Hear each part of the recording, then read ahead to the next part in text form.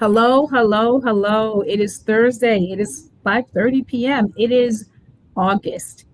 And I can't believe it's August, but welcome to another episode, idea, time slot. Just welcome to Let's Talk Power Live. It's Thursday. I'm Dr. Tangi. And I want to ask you a question. What are you thankful for? I'm thankful for the opportunity to spend the day at a school in Stafford, Virginia, supporting their English teachers today. They're getting ready to welcome students to school, and we had a very important conversation about how to read text through two lenses. The first lens was about the idea of representational balance. And the other idea was about 7 forms of bias in educational materials. So I'm thankful for the chance to always spend time with teachers. So what are we doing today? It's August. Kids are beginning to go to school. And I am not saying going back to school, because when we say we're going back to something, it gives us the idea that where we're headed is somehow to a place of familiarity. And kids are going to school different than they were last year. Unfortunately, their schooling has not changed. So in a lot of ways, they're going back to school, but I don't want us to have that conversation. I want us to have a different conversation. Last week, we talked about what students were going to go to and that idea of back versus going to. This week, we're going to have another conversation that's related to that. This week's conversation is who gets to shape what students really go back to. We have a conversation about the district leaders. We have a conversation about building leaders. We have a conversation about educators. One group who holds more power than probably all of those others rarely gets talked about. They're almost like the third rail of a conversation. We're going to talk tonight and over the next few weeks about school boards, because school boards really hold a tremendous amount of power. And I'm going to share some data with you that's going to be very fascinating, because when I learned about it from my colleague and friend who's going to join us tonight, I was fascinated to hear about it. So as we start every week, a couple of things. Number one, have you hit the subscribe button? We know that 80% of you who watch us, who hang out with us, are still dating. I love a good date, but I would love for you to commit and become one of our subscribers. And also want to ask you to be sure that you like. And if what we're talking about tonight resonates with you, I'm going to invite you to share it with someone else. But here's another thing that we do every week. I want to share with you what power in education is about. So it is the instrument of democratic designs, and it is no less the instrument of power.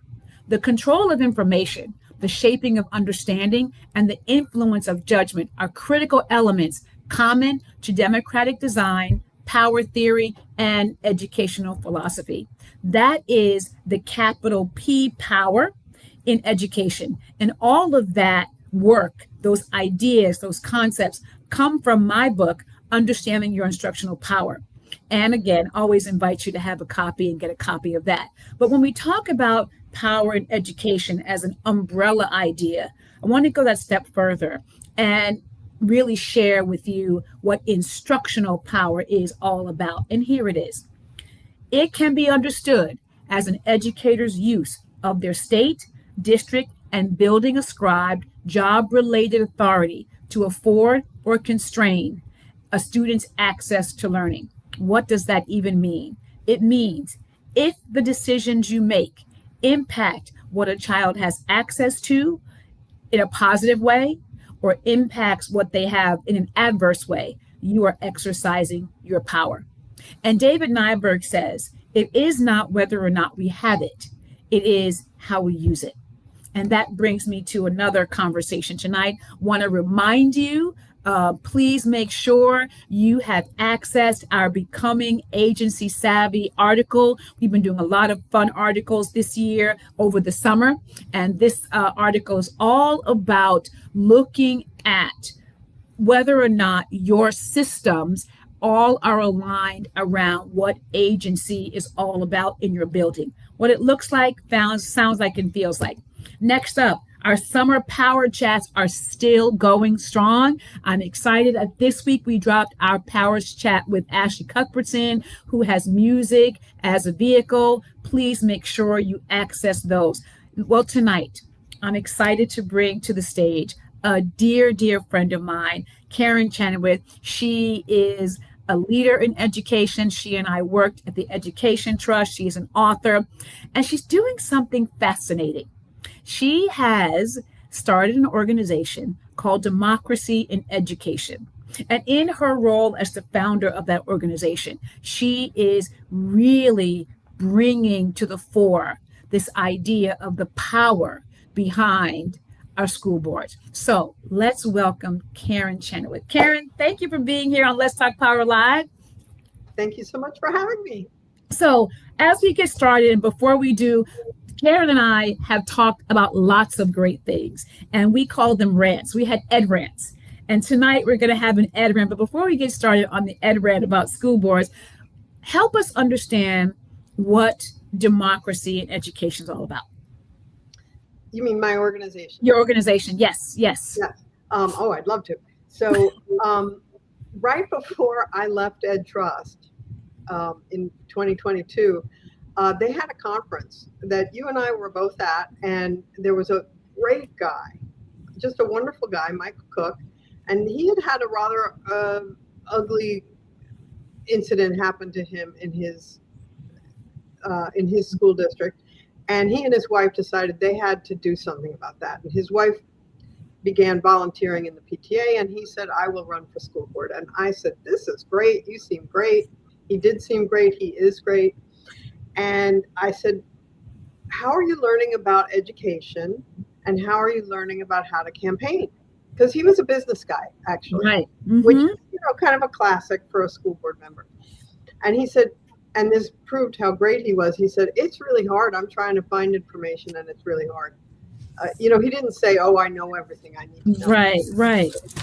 And he said, "No, it's really difficult. I'm working with my local, some local civic organizations, the local NAACP, and, some other things, but, it's really hard." So I said, "I've been working at a national level for 2 decades. I will find you resources. I know I can find them." And then I spent about 2.5 months looking for something that would help him. And I couldn't find anything. Wow. That was actually helpful. And, nobody provided campaign training for school board members, that was just not thought about. And, if you think about what do school board members and candidates need to know something about, right? Like, for example, one of our many rants has been about reading instruction. They need to know a little bit something about reading instruction, but they don't need to know all about all of it, right? The nitty gritty of it, right? They need to know enough to ask really good questions of superintendents. That's their job as board members, right? Mm-hmm. And how do you find out a little bit of information about about reading instruction? It's very difficult. So you start with the, Preventing Reading Difficulties in Young Children report from 1998. Then you move on to the National Reading Panel report. Then you listen to Emily Hanford's podcast, and then you read the subsequent, 25 years of research. You've got a PhD in reading instruction, and you still don't know anything about school budgets or how you operate as a school board, right? Exactly. And then on top of all of the reading stuff, then you got to figure out, well, how do your kids get ready for college? Are you going to have this kind of, it's almost like, how do you help a person begin to get a scope of knowledge about the vastness of the field of education? Of the field of education. And right. Because you have to be able to run on a quote unquote platform, right? You got to run on something, right? And here's some things I am convinced that people don't know about school boards. 90,000 people serve on local school boards. They govern more than 13,000 public school districts. Public schools serve about 49.4 million students.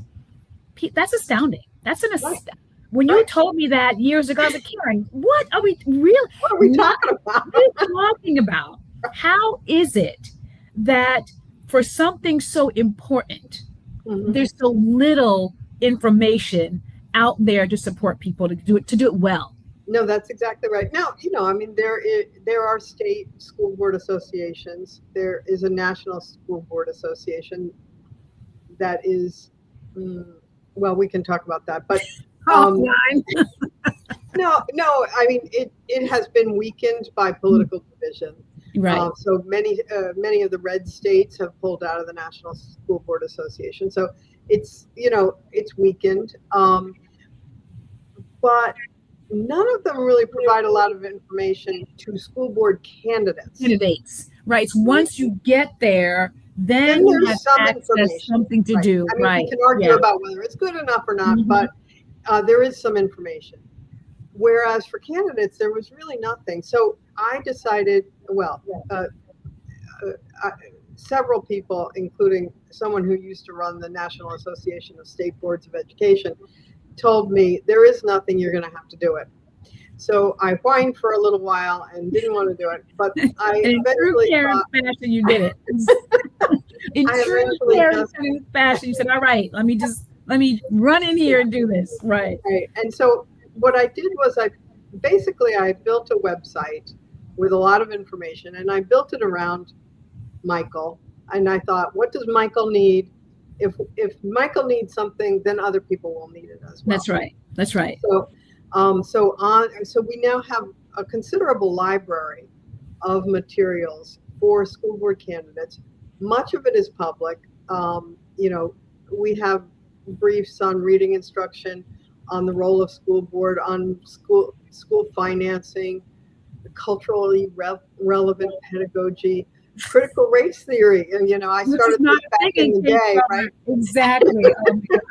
Are we allowed to say critical race theory even in this landscape, which we both know is not a thing in the K-12 arena? Right. I mean, but if they're faced with a question about critical race theory, I don't know anything about it, right? I can read one page.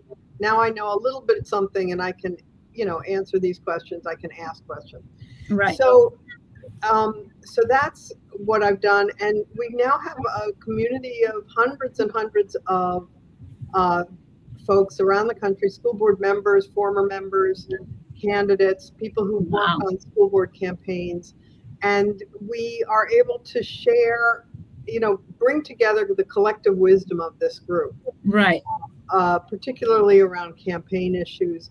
So we have a private members-only forum with a lot of information about how you campaign specifically for school board. Right. There's now a lot of training, actually. But as there should be, because years ago, and you and I would talk about this, nobody was checking for the school board. No. It was not a big thing. School boards being a big thing, all the money being spent in school boards, that's a relatively new, last, not even full 10 years, maybe the last 5 to 7 years, I would say, that all this money, that school board membership, running for school boards is now becoming almost as important as the mayor and other kinds of city official. I would like to think that people now understand the importance of school boards, because what we had was kind of a real studied, deliberate ignorance about school boards for many, many years. They existed, they're good. They're do-gooders, they're, whoever, right? They're not going to screw things up too much. I don't have to pay too much attention, right? Right. Well, we see what happens when you don't pay much attention. There's a whole movement of people who want to take over school boards in order to undermine public education, in order to strip schools for the parts. I mean, exactly. For their parts, it's like a car. Like right? a car. Put them on here's an underused building. Let's sell it to a religious private school for $1, and that's right. Be done with it. And once that happens, when there's an extremist majority on a school board, the community is horrified. And when we're lucky, when we're good, when they come together and they elect pro-public education folks to be back on the school board. And that has happened around the country. I'm happy to say that we've played a small part in some of those races in Missouri, in Colorado, in Virginia. And anything we can do to help, we want to help, because right now public schools are under a real threat. A real threat. And if we aren't careful, if we just sort of think they're always going to survive no matter what happens, we could lose them. And I'm terrified of that, actually. I want to share some more data with you. And I want you to look at these numbers through the lens of the idea of representation and why representation on a school board matters. So about 44% of public school students are white. 77% of school principals are also white. 87% of the superintendents were also white. What does that do also when a majority of school board members are not racially or ethnically representative of their student population? Well, so it's not great. I mean, we can just stipulate it's not great, but there are some real structural problems. Right. Structural problem number one: school board members in general are not paid anything, or they're paid a very small stipend that used to be good enough for babysitting. Now it might be good enough for parking. I mean, it's like it's unbelievable. Like maybe $25 a meeting or something. Right. It's just, so the model is you're a volunteer, and you're a selfless volunteer. So what you end up with, I mean, I'm going to make some broad generalizations, but I think I'm right. You've got, local business people who see being on a school board as good for their business, which it is. They get to be well known. That's true. They're public. I don't mean to say they're not public spirited, but if you're an insurance agent, you need to get your name out there, right? Or a car dealer or whatever. So you have local business folks. Sometimes you'll have retired educators. Those are kind of your,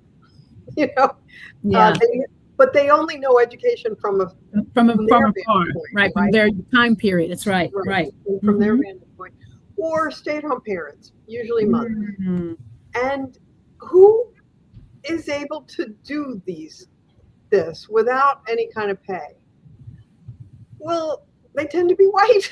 Right. If you're young and building a family and building your career, it's really hard to take on it's a volunteer job, but it's a really demanding volunteer job.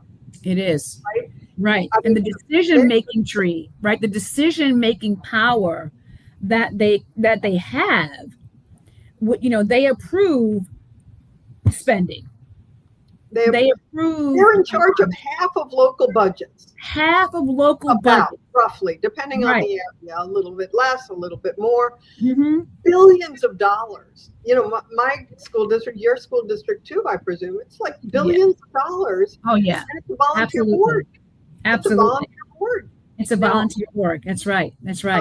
If we think about Loudoun County School Board, I mean, Loudoun County is one of the wealthiest counties in the country. So we know that just by that sort of general idea on its face means that the school board is in charge of a lot of money, right? Yes. And what does that look like? And then here's what's interesting to me. The local school board elections, and this goes to your point, often draw fewer voters than national elections, right? We know that. Yes. But look at this number, 5 to 10% turnout. Yeah. And then your last point right here, the low turnout can give organized groups outsized influence. So what does that mean for representation and this idea of power in education through a school board when there's so few people it's like they don't feel, they know the wind is there, right? They can't see the wind, but boy, let it be windy out. You know it's there, right? So your school board is like the wind. You know they're there. If your funding isn't there, I know there's a school district in New Jersey right now, my home school district, where I first got my first job in teaching. They had some leadership challenges. They are now having to cut custodians. They are now having to determine whether assistant principals are going to be shared. That's a school board decision because they're dealing with, like you said, the finances. So what does that mean for representation? Well, it makes it, well, what it means is that if people get organized, they can demand representation. They can get representation. They, run, elect, run, organize, elect, right?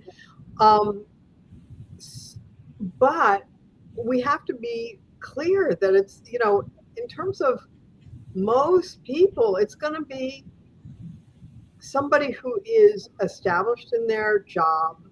Their kids are a little older, like it's just really difficult to ask someone to do this job for no or very little pay, and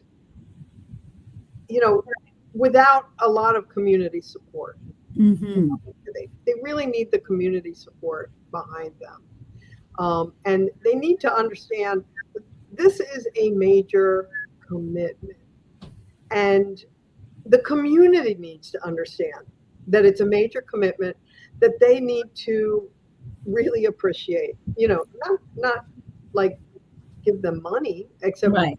the money they need for their campaigns, but to honor that commitment. Right. And right. I think that is a very valuable, within a lot of communities. I think in the Black community, it's a valuable commodity, right?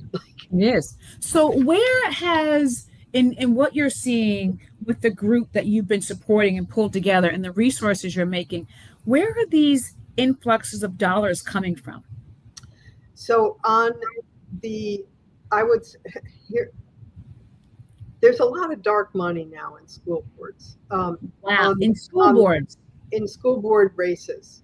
Not in school boards, but in school board No, races. but in the races themselves, dark money has found its way into school board races. Yeah. For example, there's a PAC called 1776, which is, Donald Trump Jr. has raised money for, and so forth. You go find out who's giving money to them. Mm-hmm. There are organizations that train and support school board candidates really well. I mean, they get good training. There's the Leadership Institute, which actually is funded by a billionaire we can name. I'll remember his name in a minute. But other organizations where, you look up their 990s, their tax forms, and you go, well, you're supposed to list your contributors, but you don't. Wow. Yeah. And so there's a lot of money. And like there was a race here in Maryland and another one in Delaware where and really all over the country, where mailers just show up and they have either no paid for little line on them, mm-hmm. or what it says makes no sense. You look up that organization and there is no organization. And it's a WeWork work site. Oh, I love that. Oh, that's interesting. Yeah, I mean, so but they are often tendentious. I would, mm-hmm. if you wanted to be kind, you'd call them tendentious. They lie about the people they're opposing. And so that's what we're dealing with on the anti-public education front, right? Right. On the pro-public education front, It's really hard. They have a hard time raising money. They, they the people who are giving money to politics don't necessarily understand that school boards are an important place to put their money. That was my next question to you. What is a misconception that people who think they want to run for a school board seat, what do they walk into that idea from a misconception perspective? What do they walk in misconceiving or misunderstanding? Yeah, well, so sometimes they have in their head what a school board campaign used to look like. You put up some signs, you get some endorsements, and you're done pretty much. Right. You talk to the local mayor or the town, the city council, and you get their okay, and they'll think that's okay. And they'll think they're done. Or because there's been so little interest in school board campaigns, many seats have nobody running for them. Okay. Like 40% of school board seats have no one running. Wow. And then another percentage have only one person running. Got it.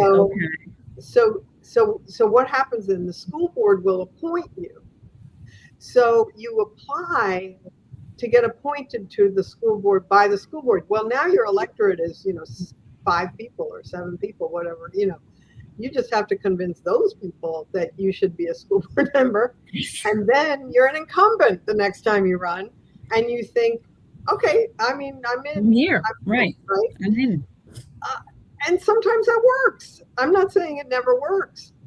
But if there is a candidate who is what I call anti-public education, or an extremist,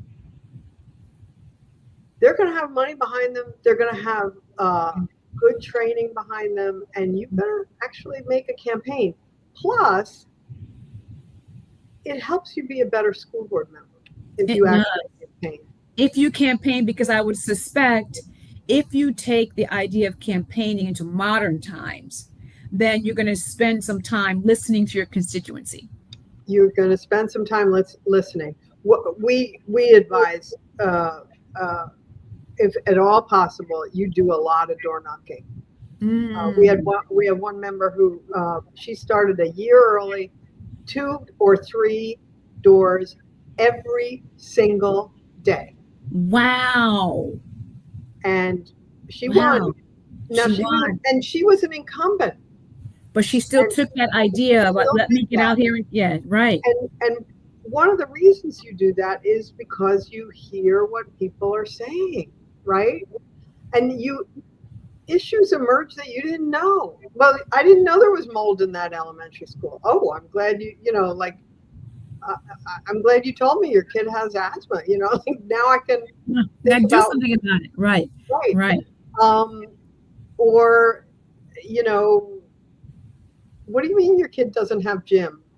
Your kid's supposed to have gym. What do you mean? That's a question I need to be asking. The idea of learning. Yeah, that is really insightful to understand that, approach it the way you would approach any kind of campaign.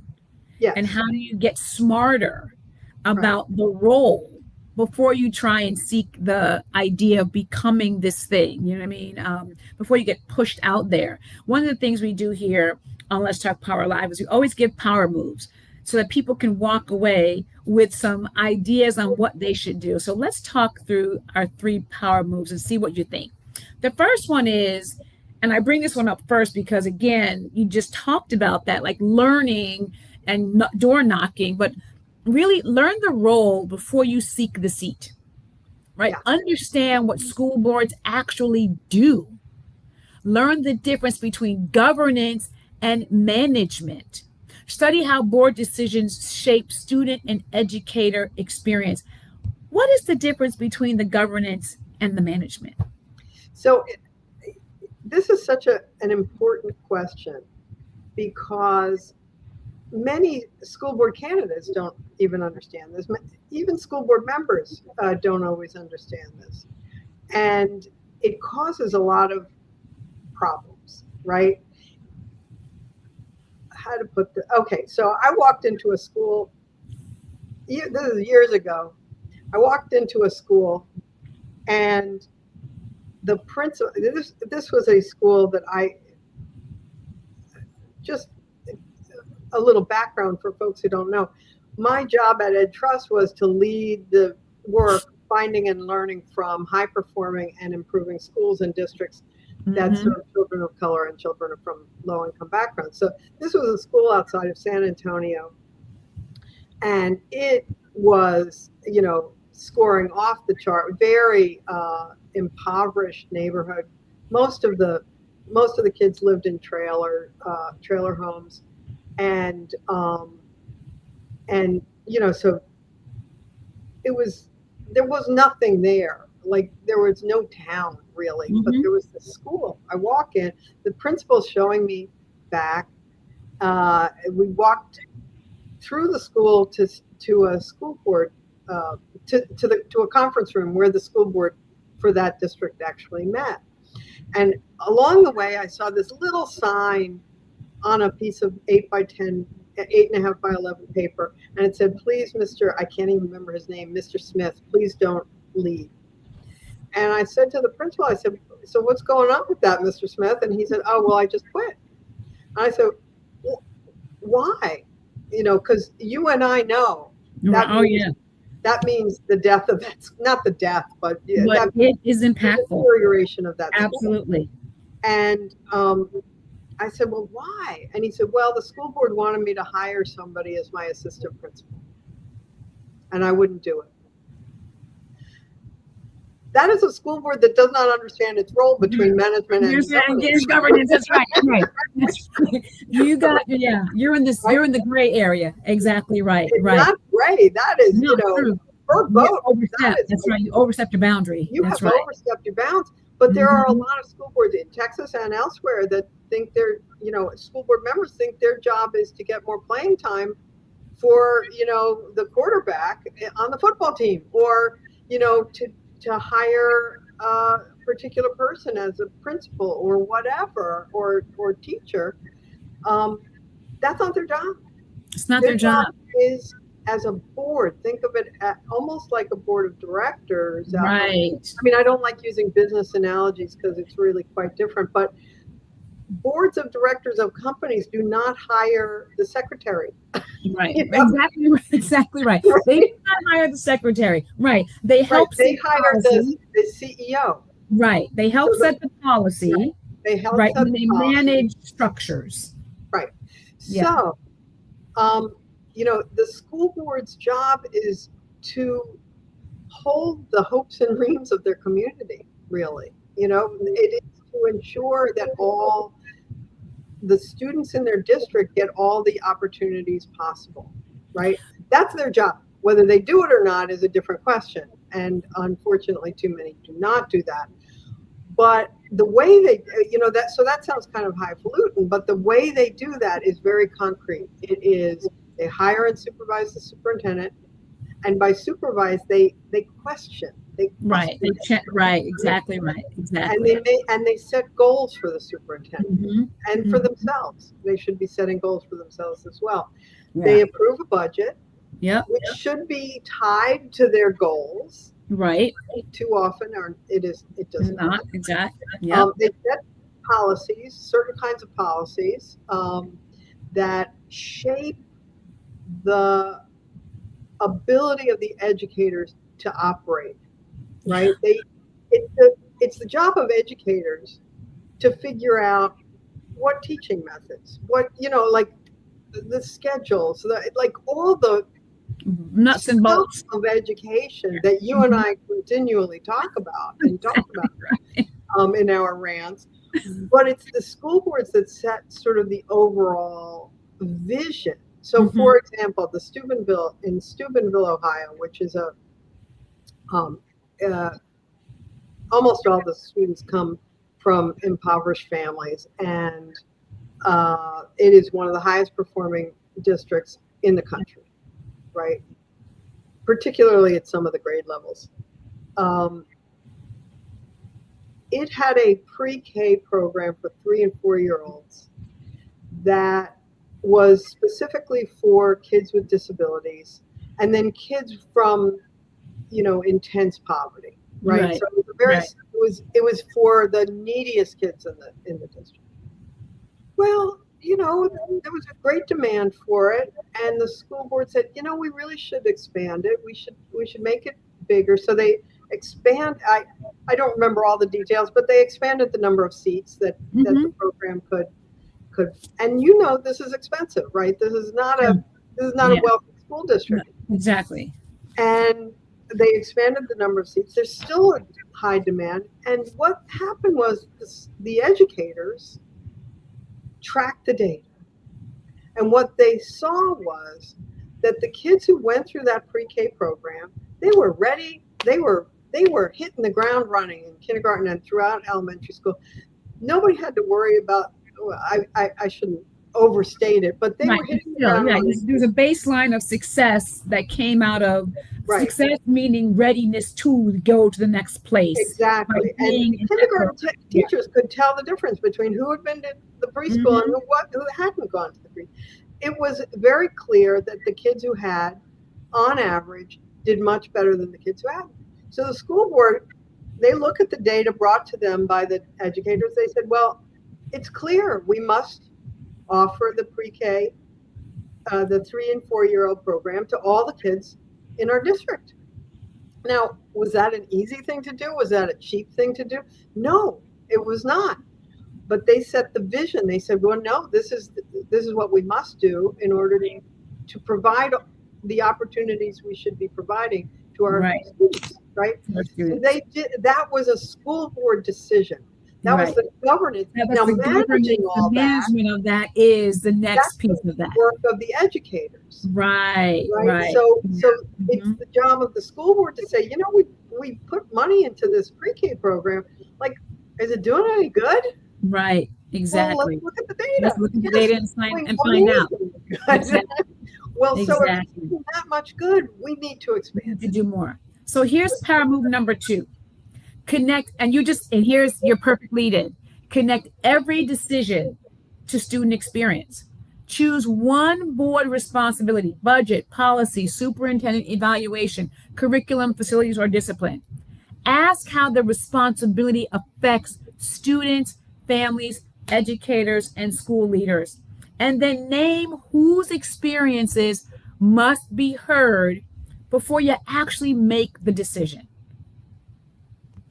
That idea of hearing, that idea of listening, that idea of we hear this a lot. Put the empty chair in the room and ask whose voice that is. Is that part of the idea of the kinds of work school board members actually do and must understand that they have to do before they get there? It's what they should be doing. So here's what happens typically on a school board is that they have public comment period every board, right? So and they do vary in how this works, right? Some boards, anybody who shows up gets 3 minutes. Some boards you have to sign up a week ahead of time, and there's a certain number of slots. But that's kind of the public opportunity to speak. Now, who comes to a school board meeting at 7:00 on a school night? Who can go to a school board? Right, because the ones here, again, in Loudoun County, they have them from 4:00 until whatever time. Right. Sometimes the school board meetings are during the school day, right? That's right. They're at 2:00. They're at 1:00. Whatever time they are, it's going to be inconvenient for somebody. Right. Guaranteed, right? That's right. It's going to be inconvenient, 100%. It's going to be inconvenient for somebody. Right. It's not going to be, so right there is a structural problem. If that's the only way you're actually getting public comment on a proposed policy or whatever, that's a real issue. It is. So school boards really need to, and there are efforts. I would say that people who take school boards seriously are thinking a lot about this. Like, right. Yeah. Yeah, of course. Like, maybe we should go meet, in coffee shops or in in the mornings or whatever. whatever. Yeah. And make sure that we're not losing touch with what people actually, care about and want to see, and what they're upset about, and so forth. Similarly, some districts have rules about school board members attending schools. Yeah, you can't just walk up in a school. Yeah. That can be very disruptive to a school, right? On the other hand, it is disruptive. Believe me, it is disruptive. I understand. It is worse than having the superintendent show up. Is it? Oh, that's I've had experiences with both. Right. And because of the positionality of the school board relative to the superintendent, relative to the principal, it has this air of, I'm at the principal's office, but it's somehow bigger than that. And it is quite stressful. It is quite disarming. I mean, not disarming, but it is quite alarming and jarring, actually. It creates a high level of anxiety.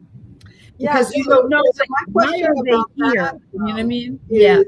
If it were normalized, in other words, if school board members were showing up all the time, would it still be alarming, or would it be like, that's so and so?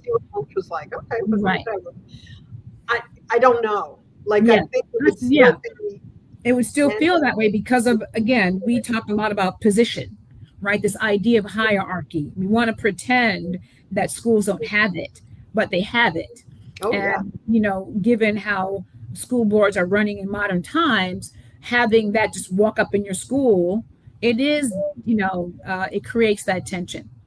It really does. And of course, like little districts, probably, everybody knows everybody else, and maybe that's different. Right. I don't know.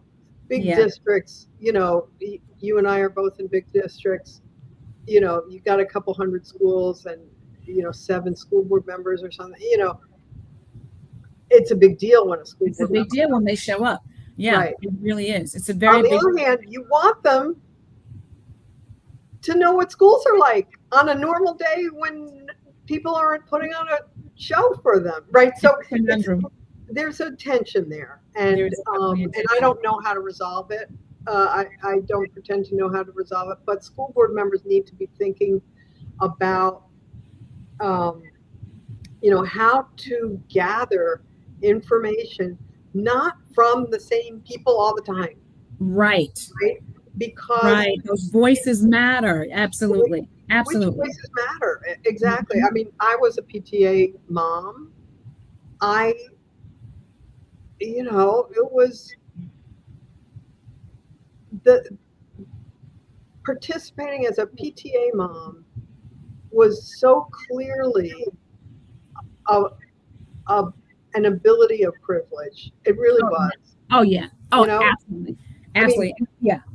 To be that, and I would tell people all the time, and I'd hear people say, "Oh, parents don't care, parents aren't involved." I would say, they care a lot. They care a lot. And I said, what? If you looked at me, I would have been considered an uninvolved parent because I couldn't go to things in the middle of the day. Why?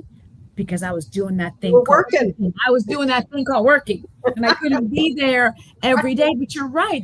We have to decide who we want involved and how we're going to get them all involved, particularly if the value statement and the mission statement and all the other statements that we have out there speak to this notion of community, speak to this notion of belonging, speak to the notion of value, right? You have to then create the structures in order to make that happen. Here's our last power move. Practice before you run, participate before you run and before there's a crisis. Attend or watch board meetings before elections. Ideally, right? Hopefully, right? Read agendas, minutes, budgets, and candidate materials. Listen to students, families, educators, and community members before forming conclusions. Yes. Yay or nay? Yes. No, absolutely. I mean, I love this at the end. I'm just reading it. Local democracy strengthens when people engage consistently, not only when they're angry, alarmed, or already campaigning. Absolutely. I mean, here's the thing, though. Sometimes you have to get involved in a crisis. That's just the way Right, it right. is, right? There has to be, sometimes it is the catalyzing event Right. that Sometimes it, really yes, does do exactly. it. Right. Yes. Um, but Yeah. you're absolutely right that's the, you know, if we want democracy to work, there are all kinds of things to think about at a national and state level, but it has to work at a local level. People have to be able to see a tangible difference. They have to be able to see that they have a voice in the conditions of their lives. So, like, if they say there's black mold in the elementary school, Right. and they report that, they need to be able to see a result Of that somebody reporting. needs to address it, right? Absolutely. And Absolutely. Absolutely.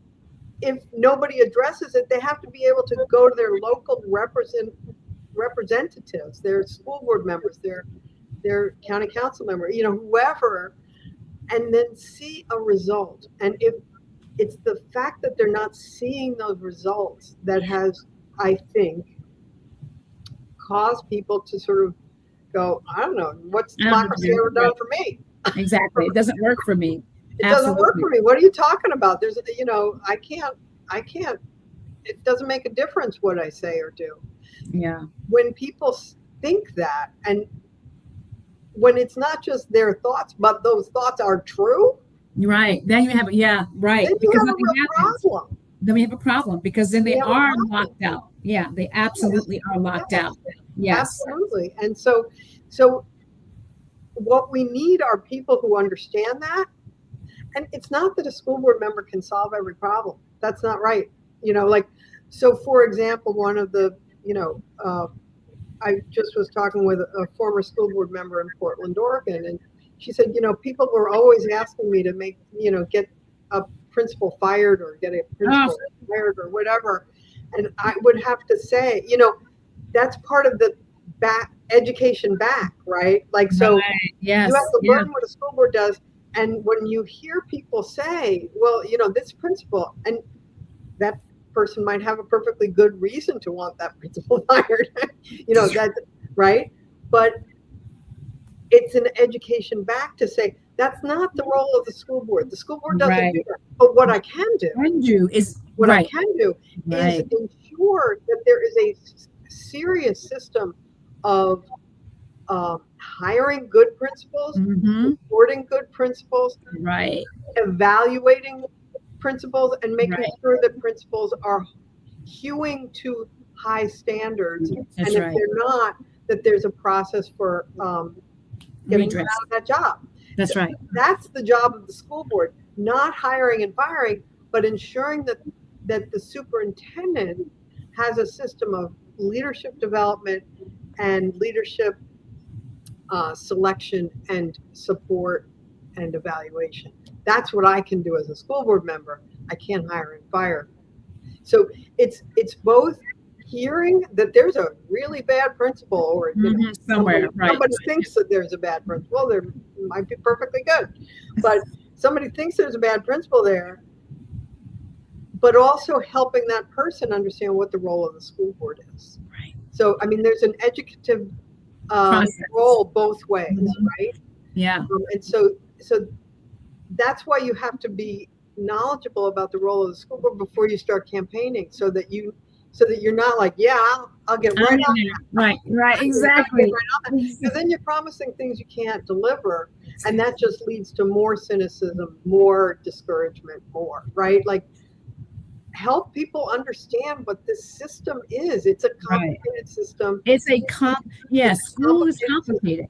People don't, I think that's the rub, that people don't understand the dynamism of a school system, right? They really don't understand that. And with that, you cannot believe we have actually come to the end of our conversation. Well, that's like our rants. It's like our rants. They can go on forever. Right. But last words, and before we let you go, I want to let you know who's coming up next week. We got Dr. Dia Bryant coming up next week to really talk about, to extend this conversation, this national conversation around school boards. And I thought it was important to have the conversation around school boards now because schools are opening. And this is a perfect time to really discuss it. And as we bring our time to a close, one, remember to subscribe, like the channel. But I want to say this as we end, Karin, you let me know, school boards are not distant from students. You know what I mean? They sit distant, but they're not, because their decisions have direct impact on them. And if you are that person who is considering a run for a school board, do your due diligence. Learn some things, as Karin has shared with us. Democracy needs to stay close to home, and it starts in our local spaces. So, Karin, thank you so much for joining us. Join Democracy in Education. And join Democracy in Education. Where can they do that? Yeah, democracy-education.org. Easy to remember. Democracy-education.org. And get the information, get her tools, do your own learning, and let's keep public school public. All right, everybody. Thank you. Have a good night, and we'll see you next week.